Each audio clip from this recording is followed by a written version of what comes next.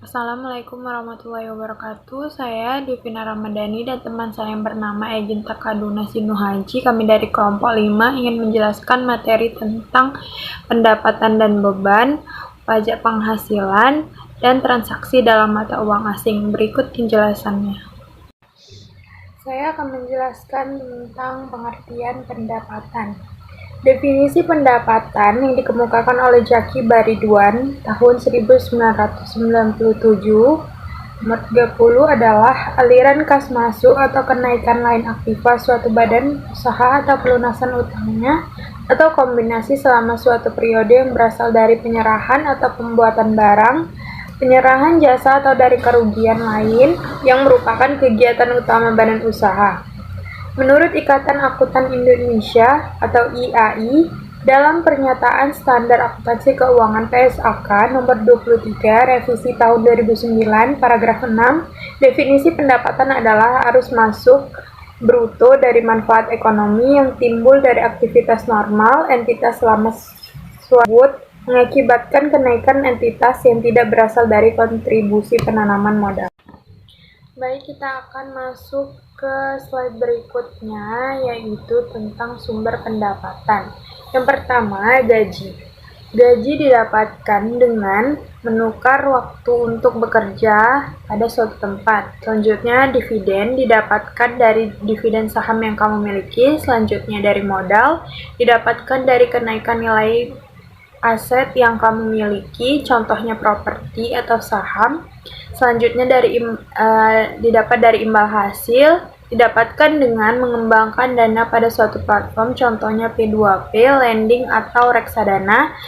Selanjutnya bisa didapatkan dari royalti, yaitu dengan memberikan izin pada seseorang atas penggunaan suatu produk, karya, atau ide yang kamu ciptakan. Yang terakhir dari laba didapatkan dengan cara menjual sesuatu dengan harga yang lebih tinggi daripada biaya awal atau pembuatan. Pengertian beban. Menurut Raja Adri Satriawan Suryo dalam buku Akuntansi Keuangan versi Evis tahun 2012 mendefinisikan beban sebagai berikut.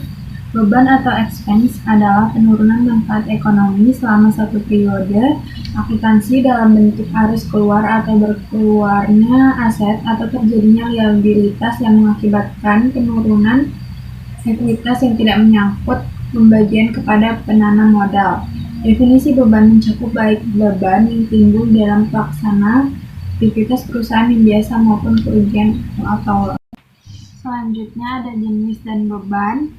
Jenis-jenis beban yaitu adalah yang pertama ada beban operasional yang berasal dari biaya gaji dan upah, biaya sewa, biaya utilitas, dan beban administrasi. Yang kedua ada beban penjualan yaitu dari biaya pemasaran, biaya penjualan. Yang ketiga ada beban umum yaitu dari biaya asuransi, biaya pajak, dan biaya penyusutan. Yang keempat ada biaya non-operasional yaitu biaya-biaya yang terjadi akibat kejadian yang tidak terduga atau di luar kendali perusahaan seperti bencana alam, kecelakaan, atau perubahan kebijakan pemerintah. Biaya-biaya yang tidak terkait dengan kegiatan operasional seperti donasi atau sponsor acara. Yang kelima ada beban non-tunai yaitu dari penyusutan, itu dari pengurangan nilai aset. Selanjutnya yang terakhir itu beban non-tunai dari amortisasi, pengurangan nilai hak paten atau biaya lain yang terkait dengan pengelolaan keuangan. Selanjutnya yaitu contoh beban. Apa aja sih contoh-contoh beban itu? Yang pertama ada beban tetap, yang kedua ada beban variabel, yang ketiga ada beban depresiasi, yang keempat ada beban pajak, yang kelima ada beban penyusutan, dan beban lain-lain.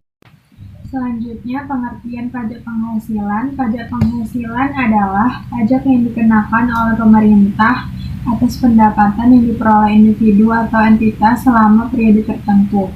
Pendapatan ini bisa berupa gaji, keuntungan usaha, dividen, bunga, royalti, dan sumber pendapatan lainnya. Tujuan utama dari pajak penghasilan adalah untuk menghasilkan pendapatan bagi pemerintah yang digunakan untuk membiayai berbagai pengeluaran publik seperti infrastruktur, pendidikan, kesehatan, dan layanan lainnya. Di Indonesia, pajak penghasilan diatur oleh Undang-Undang Nomor 36 Tahun 2008 tentang pajak penghasilan. Jadi sekarang kita masuk ke dalam jenis pajak penghasilan. Pajak penghasilan itu dibagi menjadi dua jenis, yaitu yang pertama pajak penghasilan untuk wajib pajak orang pribadi. Yang kedua itu pajak penghasilan untuk wajib pajak badan. Yang termasuk dalam pajak penghasilan untuk wajib pajak orang pribadi ini dikenakan terhadap penghasilan individu seperti upah, gaji, tunjangan, dan pembayaran lainnya yang berhubungan dengan jasa, kegiatan, jabatan, dan pekerjaan. Yang masuk ke dalam penghasilan untuk wajib pajak badan ini dikenakan terhadap penghasilan badan usaha seperti penghasilan dari usaha, penghasilan dari jabatan pemerintah, pensiun, dan lain-lain. Di sini kita masuk ke dalam contoh pajak penghasilan. Pajak penghasilan wajib pajak orang pribadi itu misalnya gaji yang diperoleh dari 0 rupiah sampai dengan 50 juta, itu pajak yang harus dibayarkan yaitu sebesar 5%. Dan yang 50 juta sampai dengan 250 juta itu pajaknya 15% dari yang gaji yang diperoleh. 250 juta sampai dengan 500 juta itu pajak yang harus dibayarnya itu 25%. Dan untuk upah yang kita gaji atau upah yang kita dapatkan sebesar 500 juta, jadi pajak yang harus kita bayar itu sebesar 30% dari gaji yang kita peroleh. Sekarang kita masuk ke dalam pengertian transaksi dalam mata uang asing. Mata uang asing ini juga dikenal sebagai valuta asing atau falas. Dalam proses pertukaran mata uang di negara lain untuk keperluan transaksi internasional, valuta asing digunakan sebagai alat pembayaran dalam perdagangan dan transaksi antara negara. Transaksi ini melibatkan pertukaran mata uang dari berbagai negara yang digunakan untuk berbagai tujuan, mulai dari penjualan internasional sehingga investasi. Valuta asing ini diperdagangkan secara global melalui pasar valuta asing yang merupakan salah satu pasar keuangan terbesar di dunia. Pasar ini beroperasi terus-menerus selama 24 jam setiap harinya dan menghubungkan para pelaku pasar dari seluruh dunia. Transaksi valuta asing ini melibatkan jual beli mata uang antar negara dengan nilai tukar yang dapat berubah-ubah setiap waktunya, yang dipengaruhi oleh berbagai faktor seperti inflasi, permintaan, dan penawaran, dan juga lain-lainnya. Ada beberapa manfaat transaksi mata uang asing ini atau valuta asing ini, yaitu perdagangan 24 jam sehari, biaya transaksi yang rendah, potensi keuntungan baik kenaikan atau penurunan harga. Dan yang terakhir itu manfaatnya yaitu likuiditas tertinggi. Berbagai jenis yaitu transaksi ekspor dan impor, transaksi investasi, transaksi spekulasi, transaksi pinjam dan kredit, transaksi pariwisata, transaksi pengiriman uang, dan transaksi lisensi.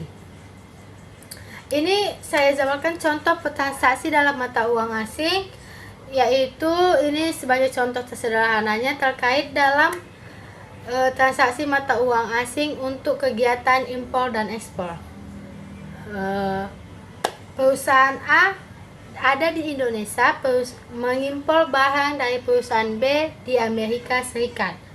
Ini pesanan dan manufakturnya itu: perusahaan A di Indonesia memesan mesin produk dari perusahaan B di Amerika Serikat. Perusahaan B mengirimkan faktur kepada perusahaan A dengan total 10 US dollar. Jadi masuk pembayarannya yaitu kurs mata uang saat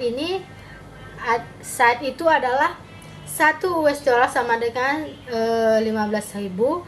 Jadi perusahaan A harus membayar US dollar kepada perusahaan B. Jadi jumlah yang harus dibayar dalam rupiah adalah 10.000 dikali 15.000, yaitu sama dengan 150 juta. Jadi perusahaan A melakukan transaksi B sebesar 150 juta ke rekening perusahaan B di Amerika Serikat. Penerimaan barangnya. Setelah pembayaran diterima, perusahaan B mengirimkan mesin produk ke Indonesia. Jadi perusahaan A menerima mesin tersebut dan menyelesaikan proses bea cukainya. Baik, cukup sekian yang dapat kami sampaikan dan jelaskan. Lebih dan kurang kami mohon maaf. Wassalamualaikum warahmatullahi wabarakatuh.